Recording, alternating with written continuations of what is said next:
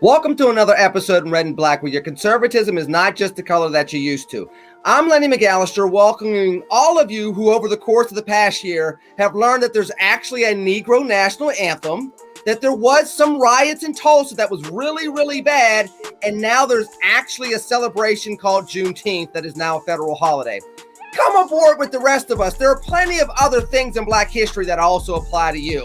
Please don't succeed and don't join the Cousin Candy group. Starting with Kira Davis, I know that you knew about Juneteenth before Joe Biden put it on a piece of paper. But for the rest of us, can you tell us why it's not getting rid of July 4th?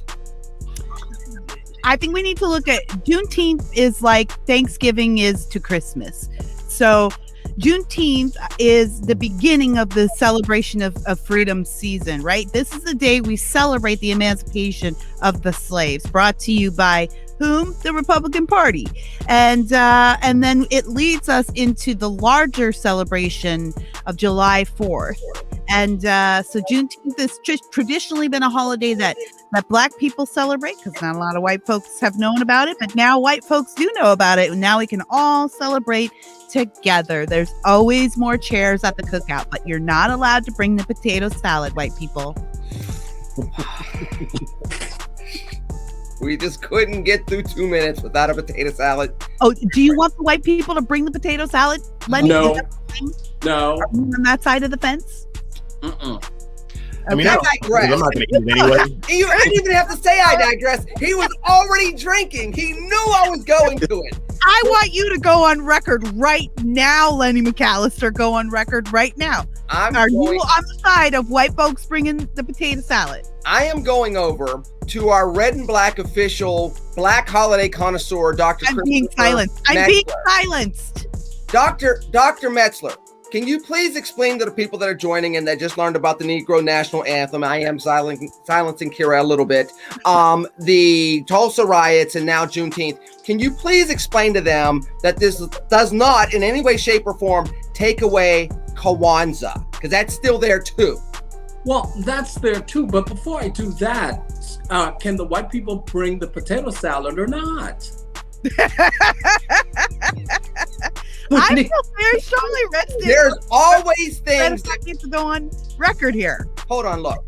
There are always things that people bring to the cookout that not everybody eats. Oh, I mean, there's like deviled eggs. How many people really eat the deviled eggs at the cookout? There are some people that love that, because you're Canadian. But I mean, there are people that are really American that don't celebrate Juneteenth because it's made up. We don't eat deviled eggs at the cookout. But do you eat the white people potato?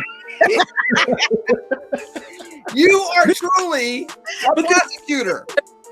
This is about white people and the potato salad. It's not Dr. Metzler's going all Kamala Harris on you, bro. I see that. Are you now a cop? Holy cow. Show us your card. I have not been to the border, but I have been to the Suez Canal. Oh. Touche. And white people didn't eat potato salad in the Suez Canal when I was there. But you won't tell us who made the potato salad that you were eating while you were in the Suez Canal, now will you? It was a black person. That's all you need to know. Who was celebrating Juneteenth, by the way? That's right. Look, in Egypt. Remains. Like they do. Yes. Kwanzaa remains. So, and as Kara so beautifully laid it out, there is a trajectory to Juneteenth, unless you're Cousin Candy. Well, that's true too, because let's just be honest. Both Juneteenth and this whole myth that there was actually slavery in America, those were unpaid workers that finally decided to get some wages. Right. Yeah. Hey, look, if you just read a textbook in Texas, Mr. Charles, you will see that these people actually weren't slaves. Right, Jeff? Right. I mean, but I want to chime in on the whole potato salad thing. I'm going to take some heat off of it. I don't care who's bringing the potato salad. I'm not eating it. Potato salad is of the devil. All right. So you guys can take the hate that you have from Lenny and put it on me, because I know that that's a controversial opinion. But potato salad, I think Hitler invented potato salad. I've got that on good authority. No, and I don't. Deviled You know what, Jack? You know what? You ain't black. Well, I didn't go for Biden, so I definitely am not. Well, hold on. Wait a minute. Wasn't there some type of rule on Red and Black where we're not allowed to mention Cousin Candy and Hitler in the same sentence because the show just explodes? Oh, there was a rule? Was that the rule? Well, you know what? I think she deserves to have that rule broken this week, because I think she does. Really, And what I will say about Juneteenth, though, is that everybody who's claiming that making Juneteenth a federal holiday means that Black people are going to celebrate a different holiday are lying to you. They're either lying to you or they just don't read books, because that's not going to happen. I actually asked this question on Twitter. Now, this is by no means a scientific poll, but it is 100% accurate. I asked my Black followers, now that it's a federal holiday, are you going to stop celebrating the 4th of July? I got like 3 people who said that they don't celebrate the 4th of July anyway. And they also don't even celebrate Juneteenth. Right. So yeah, that's 100% accurate. Black people are still going to celebrate the 4th of July. These aren't segregated holidays like Candace Owens pretended to think, but it's harmless. This is not a threat to democracy. This is not some type of secret Democrat plot to make us all critical race theorists. It's a holiday, and it celebrates one of the greatest things that this country has done in correcting its original sin. Absolutely nothing wrong with it. So let me bring an analogy out for all the people that are scared about Juneteenth. Have you ever seen the lines in the mall of Black people buying Christmas gifts? Those people will also celebrate Kwanzaa. You're not going to stop seeing people sitting outside of Walmart, after they've had their Thanksgiving dinner in order to try to buy that TV for $99. But they will light up some candles on December 26th. Just the same, all folks see Juneteenth as being, number one, the celebration of the end of slavery. Number two, they see it as another day to have off in the summertime. Why can't we just be happy about that? I know. This is just... Everything has to be a problem. And look, when Dr. Metzler, and I need you to chime in on this. When you were there with Abraham Lincoln finishing up the Emancipation Proclamation, could you ever conceive that this would end up being a federal holiday where people would complain about having an extra day off to cook out in the summertime? No, absolutely not. Abe and I talked about that, and that was just not something that would happen. So he was good with it. Look, that is the great thing about having Dr. Metzler here. Every time you have one of these historical references, between all the degrees and all the knowledge and all the background, he hasn't done. Right. Exactly. Primary source information, folks. You only get that here on Red and Black. We have not come across anything that Chris does not have expertise in yet, but we're looking hard. No, I want to chime in on this because, the truth is that, as usual on social media, a lot of stuff gets blown up out of proportion, right? We're arguing about Juneteenth. I was scolding conservatives for being some conservatives, not all of them, but some, for being so ridiculously offended by it. But at the end of the day, the truth is I've known what Juneteenth is. I'm a Canadian, and I've known what Juneteenth is since I was in middle school, and I also hardly ever celebrate Juneteenth. And I can't imagine that tomorrow I'm taking my family out to do anything different than we have. This is not some fundamentally culturally changing, I'm not saying, we're not saying that now instead of July 4th parades, we're going to have Juneteenth parades. There are plenty of Black people who don't do celebrations for Juneteenth.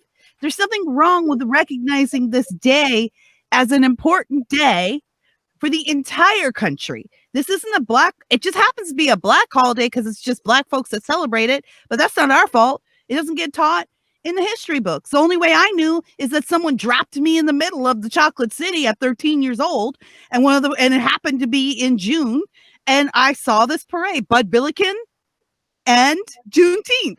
Those are the two parades that I have participated in every Black neighborhood I've lived in, but I didn't learn that in school. I learned that on the streets. Yes, Kira Davis has been on the streets, y'all. And I learned it, just by being dropped in the middle of this culture. But there are plenty of Black people, like you say, Lenny, good example. There are lots of Black people who celebrate Kwanzaa, but you'll never know it. because they're still buying their Christmas gifts and they have their, and there are many more who don't. And it'll be the same with Juneteenth. I just think all of this outrage is manufactured. You know, it's just ridiculous. And I'm disappointed in Republicans. The Republican Party seems to get it and they're getting their foot on the door on this, but Republicans online, conservative commentators and stuff, choosing to be outraged over this. What was Candace even doing? What was she even talking about? What's the point of a tweet like, I'm not going to celebrate Juneteenth ever. I'm an American, so I'll only celebrate July 4th. What is un-American about Juneteenth? Like, I asked her to explain it to me, but she just gave me a and here's why. Because she wants this from a certain segment of her audience. True, that's what she wants. That's why she tweeted that. Yeah. And here's the thing. I'm just going to say it. Too many conservatives are triggered by the word black. If you put black in something, they lose all rationality. And on one level, I understand it, because usually when those subjects are brought up, it's used to bash them. So I do understand where it comes from, at least in most cases, because I do think that some of this is just straight out racism, honestly. But most of it, I think that's the reason why. So when they hear that word, when they hear anything having to do with race, they react just as emotionally as the left does, but just in a different way. We need to stop that. We need to minimize that tendency as much as possible. And what I will say, most conservatives were fine with it. I mean, I saw it on Twitter. I actually expected more stupidity. I really did, and I was pleasantly surprised. I was great. I thought it was great. A lot of them were supporting it, saying that they wanted to celebrate it. Some of them said that they already celebrated it. So I think it's not as much of an issue as certain people have wanted it to be, and I think it's a great thing. Well, number one, and I'm going to go to Dr. Metzler for a second. Number one, that's because, Jeff, some of them had already started planning their 3-day weekend. They were hurrying Joe Biden. Sign the darn document already. I got plans. I ain't mad about it. That's number one. Number two, did you two and all of you all out there in the chat room and everything else, did you hear Kira call herself a Canadian? Now, how many times does she cut eyes at me when I call her a Canadian? She said, look, I'm a Canadian. I know what Juneteenth is. So, Kira, I'm just letting you know that I appreciate that you understand that you can't run for president, but you still, as a Canadian American, can run for God. Davis's fault. Yeah, that's what happens to me when I eat potato salad. Dr. Metzler, where does it go from here? Because, look, there is something to be said about bringing more Black history into the fold of American history. Yes. Did I think it was a little manufactured for all the NFL teams last year at the beginning of the season to sing, lift every voice and sing? I was like, okay, I get what you're trying to do, but this is a little too far because it seems a little manufactured. But Juneteenth doesn't have to be that. This is still part of American history. Yes. And a signification of we can have really, and this is actually something for everybody. We can have something really bad happen in America and overcome it. That's why you have to have faith in the Constitution. That's why you have to have faith in the American way. Because even when we screw it up for decades upon decades, we still find our way. Yeah, and look, there are a couple of things relative to all of a sudden I learned that Juneteenth came from critical race theory. People, what the heck? Right. Dude, they make this shit up as they go. I'm sorry, they do. I swear they do. They know that that's not the case. Like who was it? Paul Gosar. That's the bullcrap that he said in his statement. He knows that's not true, but he knows who his audience is. Well, and look, the bottom line is it is historical, and what pisses me off about Republicans is we want to talk about the fact that we want to teach history, except when we're triggered by something that comes out that, as Jeff said, has the word Black in it. Look, there are only two things that trigger me: bad food and cheap liquor. That's it. Okay. Other than that, I'm not triggered by the rest of this foolishness. Cousin Candy, part of the reason why she's doing all of this is because she and Kim Clack Clack are busy fighting on Twitter. Yeah, I was gonna say the reason why she had to tweet is because she doesn't have red heels. So I mean, when you don't have red heels, you gotta tweet something kind of stupid. So those are the rules. Or you got to be smart like Kira Davis, which, by the way, this is the crazy thing about when you start talking. I know we've talked about Black conservatism before, but there's a responsibility to be smart with your creativity, not just throwing out red meat. Kira, I love you, and I always extol the fact that your podcast, Just Listen to Yourself, and Jeff's, yours, A Fresh Perspective, and Metzler on the mic, you all are actually challenging people to think. You're not encouraging them to mindlessly follow you. And these are instances where, as conservatives, we should be building up our story. Yes, Kara, you brought it up. Juneteenth tagline brought to you by Republicans, the sponsors of the Emancipation Proclamation and Saving of the Union. Yes. If Candace was thinking about it at all, if she had any interest in promoting conservatism and promoting republicanism, if she really had interest in that, then her point of view would have been and maybe to the point of exhaustion, but she would be putting this on her feed. She would be talking about this is a Republican holiday. Hey, because she'll be the one out there to tell you all day long, oh, Republicans are the party of abolition. She'll be the first one to talk to you about Republicans aren't racist. We're the party that freed the slaves. And that's why all the rest of y'all are on the Democrat plantation. We freed the slaves. She'll be the first one to say that. Here's a holiday celebrating the Republican Party actually freeing the slaves. And then it's like, oh, I'm not doing this. I'm an American, as if Juneteenth is some kind of foreign holiday, like it belongs to some other country. It's a missed opportunity. It's B, a sign of pure, I don't know what else to call it. It's selfishness, and I guess she's making her money. Yeah, but the thing is, she didn't miss an opportunity. No, she didn't miss the opportunity. She took the opportunity to do what she wanted to do. That's right. I mean, she accomplished her objective. Why else on the head, that out? Why else do you put that tweet out? It is only for those clicks. It's only for those rage clicks. Those people that are like, this is a good Black person. She's saying what I want her to say, what I think she should be saying. And she knows that. Today was like, seeing that, I was like, okay, I'm pretty much solidified, I think, on where this woman is coming from. And I've been willing to give her the benefit of the doubt for a while. But to me, there was just no reason for it. And then, as Chris pointed out on Twitter, everyone was super excited for Juneteenth when Trump proposed it in the Platinum Plan. Charlie Kirk. It's not Candace Owens. It's Charlie Kirk. A bunch of them. Damn fool. Yeah. Okay. I honestly don't see why anybody takes that guy seriously. I mean, with what I'm sure he's good at something, but when it comes to this stuff, no. But then again, maybe he just wanted to throw that red meat out there. These people don't care about advancing conservatism. They care about getting those clicks. No, let me go to this, because Dr. Metzler, you literally were on the other side of this, which was you were a conservative with a whole bunch of degrees and experience being a professor at some of the leading universities in the world, but you were told that you weren't qualified enough or Black enough to talk about Juneteenth. That's the epitome of where we are right now.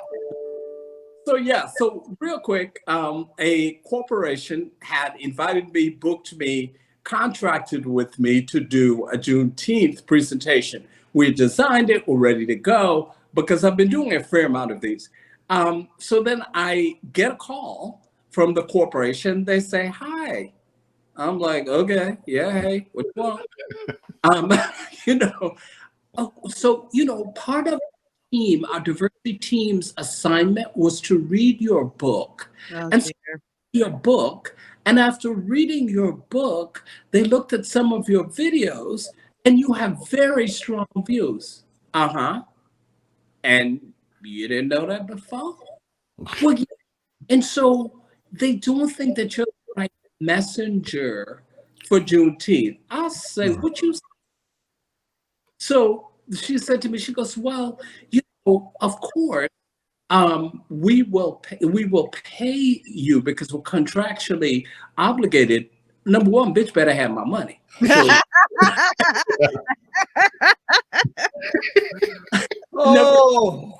So, Kira's not the only one who's been on the streets. Apparently, right?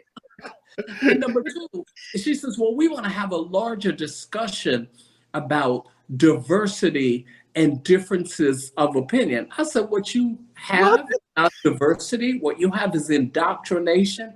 And I'll be goddamned if I come up in your organization. She's like, well, we can still keep it. No, we ain't gonna keep it, bitch. You're gonna pay me my money. Nice.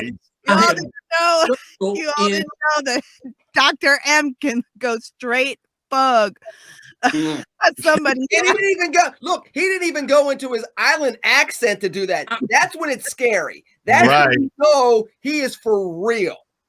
Yeah, but this is the kind of stuff that we're talking about. Yes. Look, from the perspective of conservatives, as Kira correctly pointed out, it is in fact Republicans who freed the slaves. Number one, if it were up to the Democrats, Lord, we still be there picking cotton.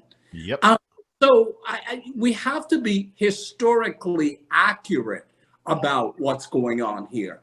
And the reality is we're not welcome in those circles because people who claim they value diversity so long as you're like them. Yeah.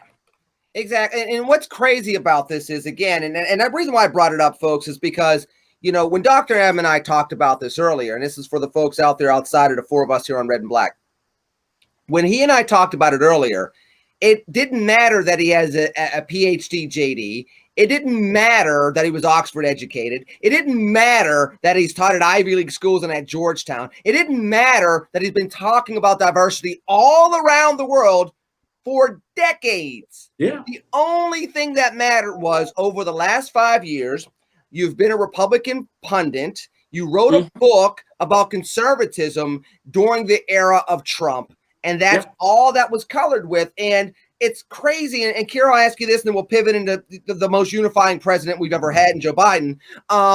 What I want to ask you is, you know, Juneteenth should be something that nobody's fighting over. And yet here we are again. It was proposed initially by Trump. It gets signed by Biden, and it's a free federal holiday that is trying to acknowledge the original sin of America, that's trying to be unifying. And here we go again, fighting over it. But I just think there's too many people who make their living off of that, you know, which is what we were saying about Candace and about Charlie. And it's not just on the right, it's on the left too. Like, okay, you would think the left would be happy today, but then here's a bunch of left-wing cranks on Twitter going, I'm never, this is a critical race theory thing, and white people shouldn't celebrate Juneteenth, and now I'm never going to celebrate July 4th. And it's like, there's no reason to be that way either. This should be an exciting, the way, I would like to reiterate, we look at Thanksgiving as the beginning of the Christmas season, and I don't see why we can't look at Juneteenth as, you know, the beginning of the freedom season. You know, Memorial Day is usually tips off, okay, summer's coming, and Labor Day is the end of the summer. What if Juneteenth is the Thanksgiving into, you know, into the season of freedom? I mean, it just, there's no downside to this, you guys. Unless you just have a thing about more federal holidays, which is fair, because as a mom, I do get ticked off every time a federal holiday comes up. I'm like, what? There's another day off school. Are you kidding me? But well, according to Kira and apparently Dr. Metzler, the only downside of having another federal holiday in the summertime is, dare I say it, who's bringing the potato salad? I digress. I'm not going back into that. Well, and we already know where Lenny stands by omission. You brought the potato salad, and we still don't have the answer as to whether or not the white person, you know, Lenny likes those raisins. I mean, come on now. That's why he's not answering, because he likes those raisins. I can only assume. Only assume. We rehearse this show 6 times a week. I'm trying to follow the script. I can only assume that Lenny's silence is pure complicitness. I agree. The script, folks. The script. I'm sorry, Lenny. That's modern reporting. That's modern reporting. I understand. If you say nothing, then you tried it. Look, the editor at large and Kira Davis just comes all out all of a sudden. You talk about me and potato salad. Thanks, Kira. You're welcome. Jeff, Speaking of people that can't seem to please everybody any of the time, everybody's mad at the Supreme Court. And I want to talk about the Supreme Court for just a second. They're mad at the Supreme Court because of the decision about Philadelphia and adoptions, supporting it. It was a unanimous decision on the Catholics and the Catholic Adoption Agency. You also have people that are pissed off at the Supreme Court because they upheld Obamacare. Does that mean that the Supreme Court is all over the place and is dysfunctional? Or does it mean that they're actually working the way they should because they're actually following the law and somebody is actually following the freaking Constitution in this country? I'm going to go with the latter. I mean, they're doing what their job is. And when they do what their job is, and it's to be objective and apply the Constitution, regardless of what their opinions are, you're going to piss everybody off. So that, to me, is a sign that they are doing what they're supposed to do. You know, we talk a lot about, on whether the Supreme Court leans right or left. And I understand, that I understand that conversation. But the bottom line is the people that are in there right now are applying the Constitution in the way that they think it should be interpreted. And that's a good thing. That's what the Supreme Court is supposed to do. They're not supposed to legislate from the bench, and they're supposed to be more, down the line with the Constitution. And as far as health care goes, Republicans can take a seat on that. They had their chance. They could have done something about that. So they have no right to. I mean, the rank and file do definitely. But as far as, the people who are in office, but even with that, we elected these people. Are we going to take them out during the primary season? We had chances to primary them and we didn't do it. So yeah, this is the consequence of our inaction when it comes to the ballot box. Dr. Metzler, what do you think about this? I know you follow this stuff pretty regularly, and it also gives Kara another chance to take a drink. So, folks, and by the way, her drinks are nice and they're water, and it's for cleansing and clearing her throat. Unlike you, sir, who I'm asking the question to. Gulp, gulp, gulp. Well, red wine helps the heart. It's true. Red wine is actually very good for you. It's probably better for you than water. I think that's just science. It's a great song too. There you go. Red wine. Come close to me. Look, this is why we don't give you Negroes an extra federal holiday, because y'all don't know how to act when you actually have work to do. It's true. As it relates to the court, the interesting thing is for someone like me who's a court nerd, you don't have a or a liberal court anymore. Actually, the court is divided 3-3-3, 3-3-3, 3-3-3. Currently, leading the court is Roberts. You've got Amy, and you have Kavanaugh. They're the ones who are really pushing the court center right. And so then you have all, you've got got your liberals, and then you have Justice Thomas and crew. So I think actually I posted on Facebook, I asked the question, okay, so now since the court has voted against the LGBT folks in the foster care case, are you still okay are you still good with the court or not?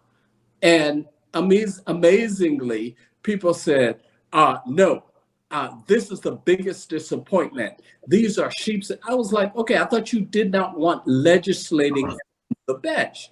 You are for it before you were against it. And that's exactly where we are. And Kara, it's part of this is legal jargon, and I get it. And some people may or may not understand why we got to this point in time. But part of it too, Kara, and you bring this up a lot, and so does Dr. M and Jeff. People don't really understand their conservatism. So that whole point you were for it before you were against it seems to apply with this. If you're looking for constitutionalists, you can both be disappointed in Obamacare in that decision and also see, this is why they unanimously said you cannot discriminate on the basis of religion when it came to the adoption agency case out of Philadelphia. Yeah. I mean, I'll just be reiterating what the guys said, really at the end of the day, what we've wanted. And I admit that I too have only recently come to understand, what the Supreme Court's function is. And during the Obamacare battle is when I had to kind of bone up on Supreme Court history and what they're supposed to do. homeschooling has actually taught me a lot more about the branches of government. I've had to use that, learn that with the kids. And the truth is that because the left has made the Supreme Court so hyper partisan just in our public discourse, because the left has politicized the Supreme Court, the right has reacted. And that's what we do. We react, and we've reacted. We've thought we're not reacting the same way. We've thought, no, we want constitutionalists. We want, judges that are restricted to the text, to the original text. That's what we say we want. But at the end of the day, what we really want is a court that's on our side instead of their side. And the truth of the matter is, when you get a court that's on the side of the Constitution, all those rulings aren't going to go, quote, your way.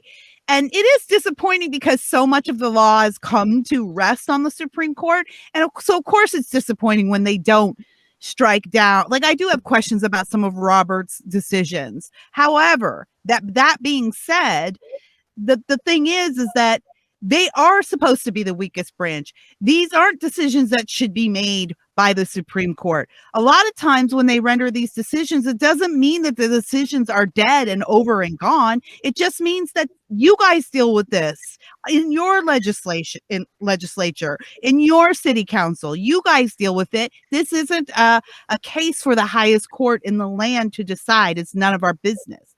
So I think a lot of people act like once the Supreme Court says something, that's law, that's it, and it can never change. And that is not true. What I see happening, and I hope this trend continues, what I see happening is the power of the Supreme Court weakening, which is where it should be going. Was designed to be the weakest branch of government for a reason. These people aren't elected; they're appointed. And it's ironic. Go ahead, Chris. And that's exactly right, because as you look at the crack cocaine case, where they said, the law was not retroactive, people were like, "Oh, how could you do that? How could you?" The court said a very simple thing, folks. This ain't none of our business. It's up to if Congress wanted it to be retroactive, they need to write that in the text, period. And folk are going on, "Oh, this is so unfair, it's harsh." No, it's the kind of court you said you wanted. They are not going to make law. They're there to interpret it. They're there to read it, not to be your elected official. And that's actually what you would want to see. And actually, Carrie, I'm gonna bring you back for just a second, because it's a valid point. It's ironic. Again, we're sitting here in Juneteenth. If there's anything that had the Supreme Court of the United States being both wrong on something and right on something, it's race in America. I mean, it's been Dred Scott, it's been segregation, it's been so many different things. One Supreme Court says, this is the law of the land, and then people 25, 35, 45, 55, whatever the case may be, years later says, those people were nuts. Society has changed. This is what freedom means. And it's as if people still have not learned that lesson, Kira. And part of it is, people don't know their history. People don't know the Constitution. People only know how they feel. Everybody's determination, I mean, you said this accurately, everybody's determination of justice and fairness is my team winning, because if my team's not winning, the referee must be cheating. I thought we got over that in like 3rd, 4th, 5th grade, somewhere along there. And when do we, and I'm not going to say the dreaded unification word, because you and Dr. Metzler will yell at me, but when do we get to a point in time where we at least understand the rules of engagement as to what it means to be an American? When we get back to civics education in school, this is the current battle that's going on. I would say a silver lining of the critical race theory battle is that now we're having to talk about what history is and what, because the left is trying to equate CRT with Black history. It's not the same thing, but that's a discussion we should be having, right? It's there. This whole kerfuffle is coming about because we have so many gaps in our history and civics education in public schooling right now. And part of that problem is because we have let the basics of CRT already infect our public school system, which is Marxism. And that is the idea of making us less patriotic by making us less educated. You know, the things that we used to do as children in school, like Lord's Prayer and the anthem before class and the pledge, we hardly do those things anymore.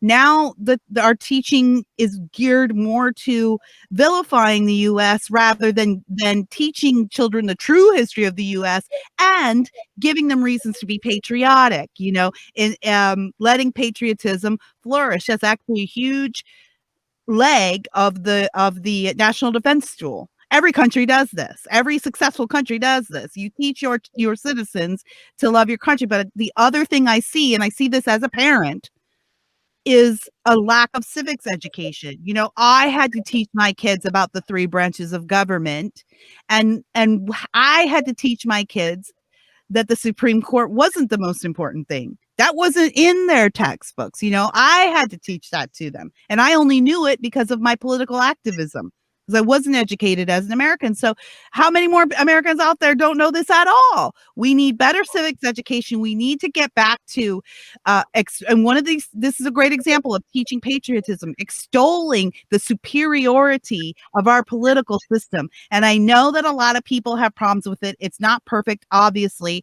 there is no perfect system out there, but I've lived under parliamentary law and I've lived under this 2-party system. And I can make a case for why what we do here is superior to everywhere else on earth. You've lived in those 2 systems, and you also lived in Gary, Indiana, with a cousin of a Jackson. So you've lived everywhere. I don't know any Jacksons. I don't know any Jacksons. They were long gone by the time I got to Gary. So let me pivot to this, and Chris, I'm going to ask you first, and Jeff, because you're younger and not as good looking as Chris Metzler is, you're going to have to take the other side of this. What should we talk about first? And I'm going to let you pick, Dr. Metzler. Should we talk about the fact that Joe Biden literally gave a list to Russian hackers of what you can hack and what you can't hack? Or should we talk about Joe Biden getting all Joe Biden-y on CNN and biting the hand that feeds them in an interview, getting all testy and being all Uncle Joey all over again? Which one should we talk about first? Well, the second one is not news, so I wouldn't even talk about that. Okay. Well, Jeff will, but you won't. Go ahead. You talk about what you want then. Look, from the standpoint of Joe Biden and his so-called love of foreign policy, and he's a foreign policy nerd, and it really is what, boy, please. Okay, first of all, the whole thing with Russia, do you think this is a joke? Do you think it's a game? Because apparently that's the way that you're behaving. You think this is a game. Now, I understand the whole you can't remember stuff. I get that. However, this is an issue of national security. You are out of your skivvies, okay? You need to sit down somewhere. That his behavior creates a significant threat to national security. And if ever there were to be a cause for the 25th Amendment, well, there's that. Jeff, when you saw the interaction between Caitlin Collins of CNN and President Biden, the interesting thing that was said was this. It's when Jeff Zeleny said, "I've never seen a president handled as much by his aides as this president is."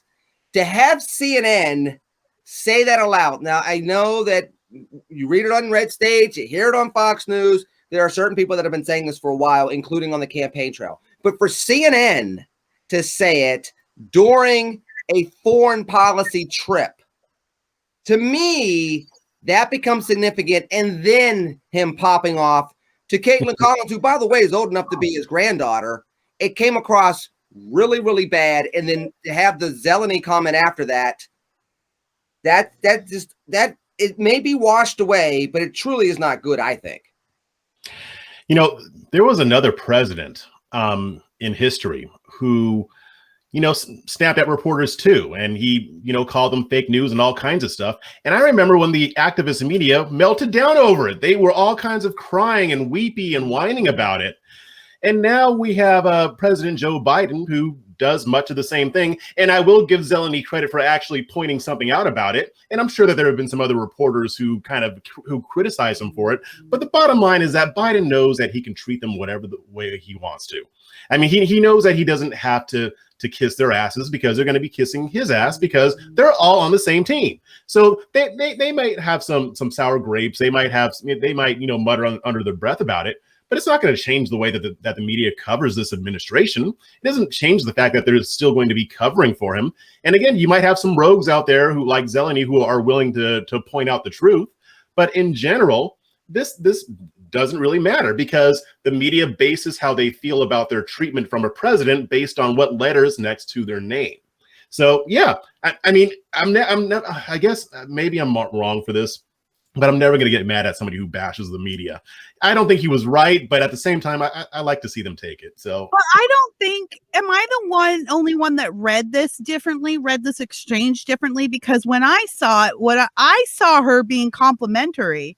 And maybe that's my filter, but I didn't see her pressing him. What I heard was giving him the opportunity to explain why he's better than Putin. How, you said you were going to change his behavior. Tell us some hero stories, Grandpa. Like that was the vibe I got. And when he turned around and snapped like that, first of all, it didn't seem normal.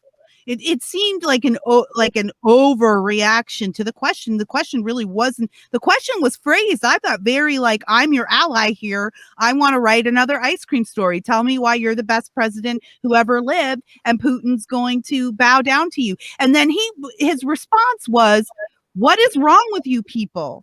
What was he referring to? What does this mean? He had the stenographer's tool is the White House press. You're not going to get any friendlier than the White House press. Who is he talking about when he's saying, what is wrong with you people? To me, that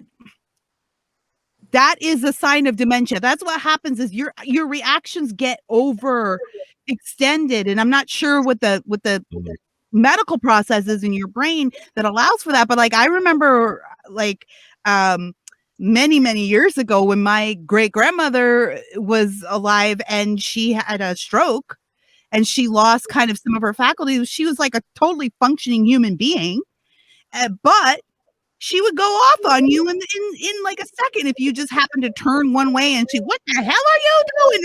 And it didn't make any sense, but it was because she wasn't totally in her right mind. So to me, that's what I saw. And don't think for 1 second that the rest of the press, even though they're trying to circle the wagon, suddenly they've thrown Miss Zeleny under the bus. I don't know if y'all read, I can't remember where I saw it today, but it was the article, right, about, this is what happens when you are aggressive towards presidents, or, she just didn't have the experience to ask the question right. Well, you know what's happening, guys, is the press pool is seeing this, and you better believe that each journalist that gets treated like that, even though they've been carrying the water all these years, is getting red pilled one by one by one by one. Once you lose that protection, do you think Zeleny is going, I was wrong for doing that? Do you think that's what she's doing right now? No, she's probably really rejected. And here I'm going to push back a little bit. And here's why I'm going to push back, because I understand the dementia theory. And with Caitlin Collins, I do think she wasn't really trying to be a jerk about the questions. I don't think she was trying to be attacking. No. But I'm going to say this, though, about President Biden's behavior and a snapping back. I'm not going to put that on dementia. And I'm going to go to our red and black historian here. We've seen Joe Biden do dumb things in the 70s. We've seen Joe Biden do dumb stuff in the 80s. True. We've seen him blow up presidential campaigns, being stereotypically racial about Indians and donut shops or whatever he said then. We've seen him say this is a big effing deal on a hot mic with Obamacare. We've seen him sniff people. We just heard him saying that he was saying, what was it? It was like a 9-year-old girl. She said she looked like a grown woman. That just sounded completely bad or something along those lines just 2 weeks ago. This is not a dude that has a sparkling 50-year public life of saying the right thing. So I don't look at it as a dementia thing, Chris. I look at it as, oh yeah, That's the dude y'all elected. You knew you were getting him, and you said, okay, don't be shocked. Well, so there are a couple of things about that. I think, the folks who appear shocked obviously have not read Maya Angelou. When he showed us who he is the first time, and we did not believe it. So there is that. I also think his behavior, as you said, is consistent here. The other thing I think about that is it was a softball question, and he has a history of going off, even if it's a softball question. And the final thing I would say about that relative to Zeleny is, you heard it here first, Jeff Zeleny did not kill himself. Well, no, it's not like he crossed a Clinton. I think he'll be okay. Just say it's Juneteenth. You're supposed to be happy. No dark humor, no jadedness. It's cookouts. It's free day off. Yeah, but what do you think is happening to the access of that reporter right now? Exactly. Mm-hmm. Yep. He's going to be punished for that. And it's just like I said, the media is not going to. Biden can do whatever he wants to them. He can cuss them out every single day, and they will come back and say, "Can you give us some more, please?" with a smile on their faces. So yeah, this guy. I mean, he had some balls, size of church bells, but he's going to get punished for that. Jeff Zeleny is eating the potato salad at the first Juneteenth cookout. That's at the very end of the cookout table. Wait, what was the name of the reporter that asked the question? I think I got this. Caitlin Collins. Collins, sorry. And that's what I was meaning to say that whole time. But yeah. I mean, they're all, even her, what's happening to her? And she's just a little girl, basically, in the biz. What's happening to her access right now? Will she ever work in the White House again? This is why this is why Trump always called them fake news. This is why, because it's a big circle jerk. They have to report kindly on these figures because they won't get access. And with Trump, you saw what they did when he started limiting their access, right? He was like, well, if you want to play that game, then be nice to me or you don't get access. And then they were like, oh, the press, the freedom of the press. But yeah, there's definitely going to be consequences for this. And I don't know. I'm starting to feel like the sinking realization is starting to spread across the White House reporting pool right now. Well, and keep in mind that the press pass, even though it's a hard pass, you can take the hard pass, go to the gate, and it doesn't work. So let's keep that in mind. Also, keep in mind, the White House press corps decides who gets those seats and at what point. So if suddenly Caitlin it's not her time to be part of the press pool, it's not her time to be part of the spray, that's how it works. The White House press corps, which is controlled by the liberal Biden-loving folks. Keep in mind, Kareem Jean-Pierre comes from MSNBC. She is the first principal deputy White House press secretary. Let's be real, folks. That access, it's not permanent. That's very true. And let me talk about something a little lighter because y'all depressed me on Juneteenth. Thanks, folks. Before we get out of here, we were talking about canceling people and cancel culture and everything else. I was reading something online this week where Charles Barkley said, basically pulled a Cartman from South Park and said, screw you guys, I'm going home because I can't even joke around on TV without people getting mad at me anymore. I'm a retired basketball dude that's way overweight and just makes jokes on TNT, and we won an Emmy for it repeatedly, and I can't even do that anymore. Cancel culture has gone nuts because that's all Charles Barkley has ever done. This is the dude, and I'll start with you, Jeff. This is the dude that literally told people that, I'm not a hero. Don't make me a hero. You parents should be a hero. And people slammed him for that going on 40 years ago. That's who this dude is. Shaq is the person that sells you the merchandise. Kenny Smith's the guy that breaks it down. EJ's the person that keeps it together. Charles Barkley is the old drunk uncle that says something crazy without being drunk. You're like, what did you drink? Nothing. I'm fine. And he always says something nuts, but it makes you laugh and it makes you think. where is this going when somebody like Charles Barkley can't even beat Charles Barkley anymore? You know, it's sad because to me, it represents how soft we become. We can't even take certain jokes. And Charles Barkley is not that offensive. And I didn't get a chance to dig into the story, but I know how Charles Barkley is. I mean, he will say some stuff, but but here's the thing. If you don't like what he's saying, just turn the channel. I mean, you don't have to watch him.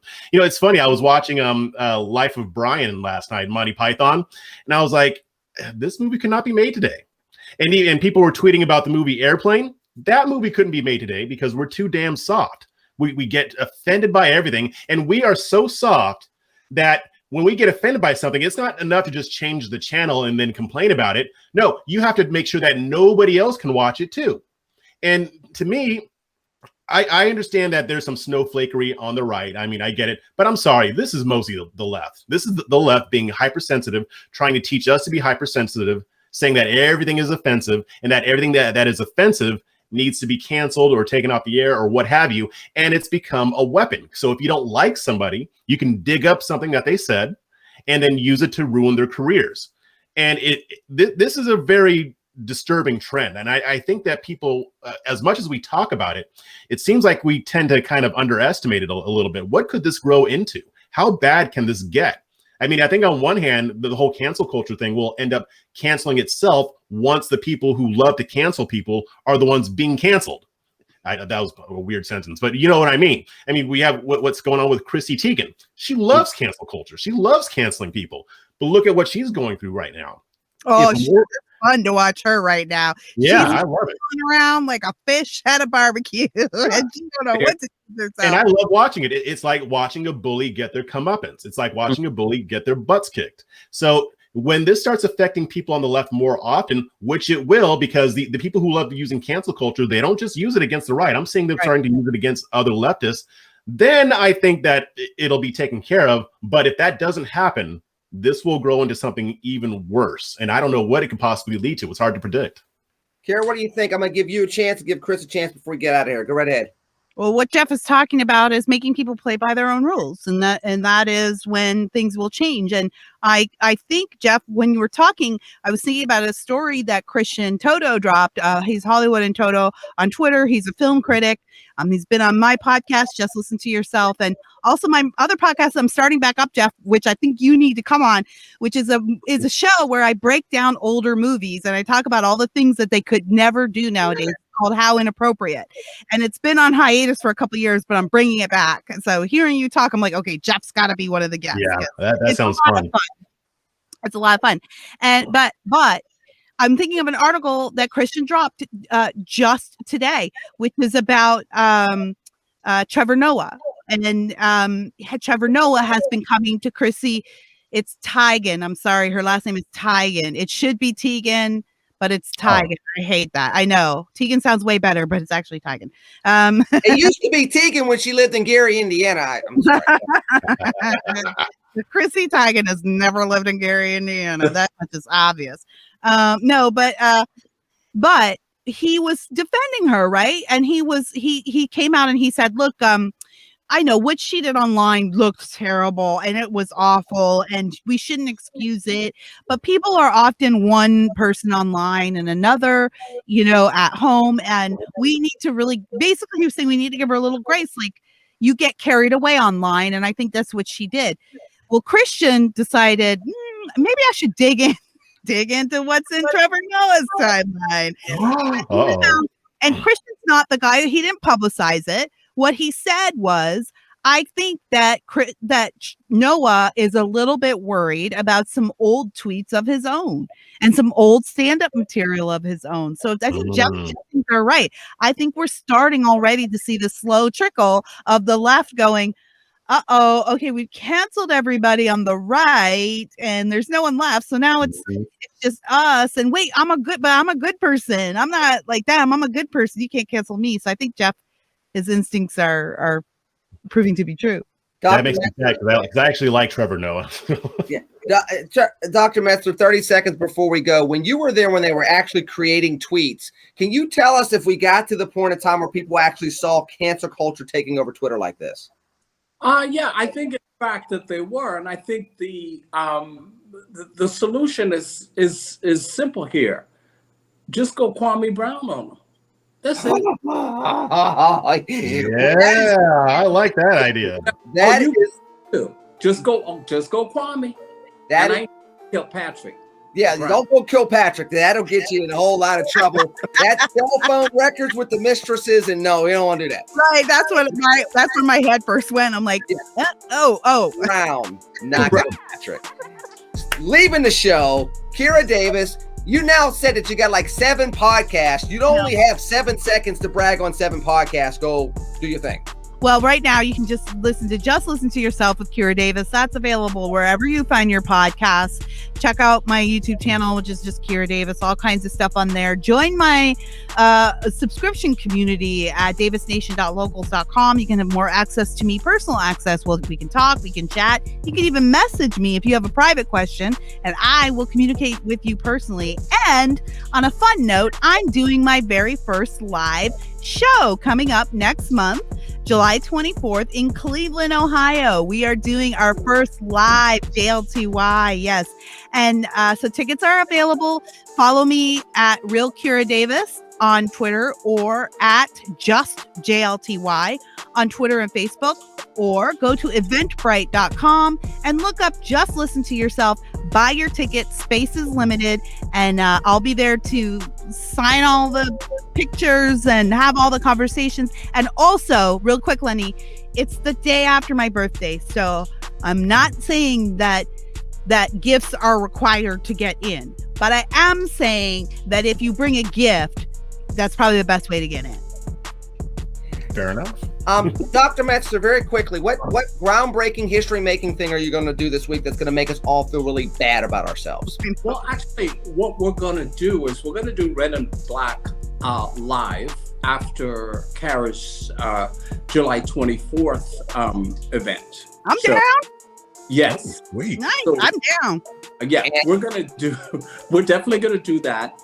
And I will say, taking a hiatus from my consulting practice relative to political consulting, because these folk too crazy. And so Kara's not telling you to bring a birthday gift, and Chris is not telling you to bring red wine.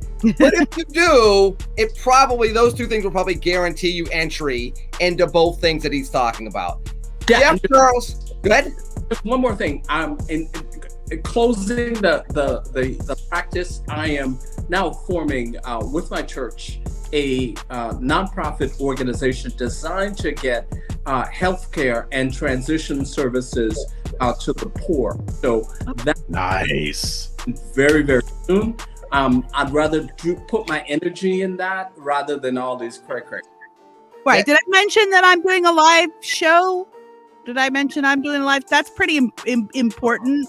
Yeah, No, well, it could save people. It could save people. Yeah, well, at the Yeah. live, They're taking it. Kira already took your time slot, Jeff. Now she's trying to take over your promo time. Say something quick before we run out of time, Mr. Charles. You see how she does you right.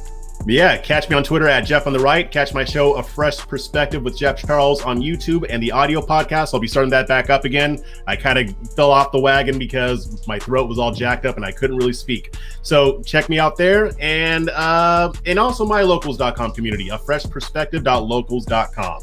Wait a minute. Your agent told us it was because we were in negotiations for a new contract for you. You're telling me it was just a sore throat?